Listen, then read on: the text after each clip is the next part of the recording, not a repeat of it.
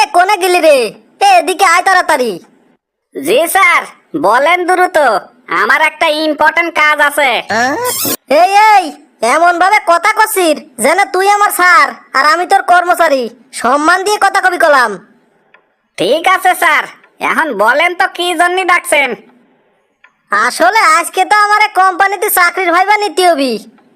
হ্যাঁ, নীতি হবে তো নেন, এটা কি কোনো ব্যাপার? আপনি না পারলে আমারে কন, আমি দেখবেন একেবারে ফাটায়া দেব।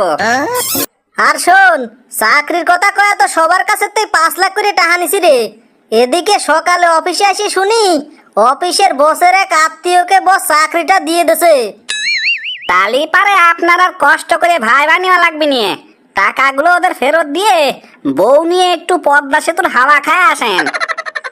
আরে শালা, আগে আমার কথা তো শুনবি। অলরেডি ওই টাকা খরচ করে বউকে নিয়ে পদ্মা সেতু ঘুরিয়ে আসলাম। আর শালি এবং বউকে শপিং করে কাছে এখন 32টা আছে মাত্র।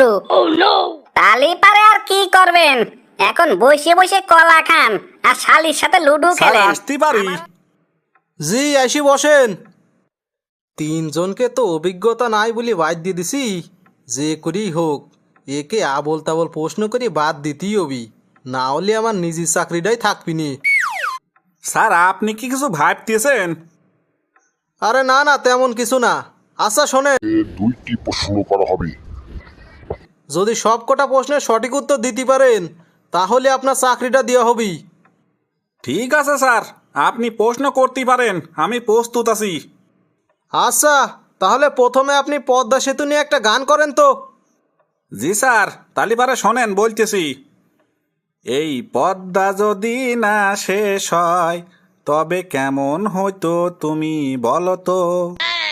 তবে বিশ্ব পেত এক জলরাশি, আমরা পেতাম ফিরে কাদা মাটি। এই পদ্মা যদি না শেষ হয় তবে কেমন হইতো তুমি বলো তো? শালা তো দেখি আমার তেও চালাক, এর তো হারে হারে শয়তানি। আরো কঠিন প্রশ্ন করতে হবে। আচ্ছা, এমন একটা কথা বলেন তো যা আমি জানি না। স্যার, আজকে আমার মন ভালো নেই। মনটা তো আজকে আমারও ভালো নাই। আপনি একটু বসেন, আমি একটু ওয়াশরুমেতে আসি। এই যে স্যার, দৌড় মারেন কে, দৌড় মারেন কে? কি ব্যাপার, স্যার কি চাকরি দেওয়ার বয়তে দৌড়েও পলা চলে গেল নাকি?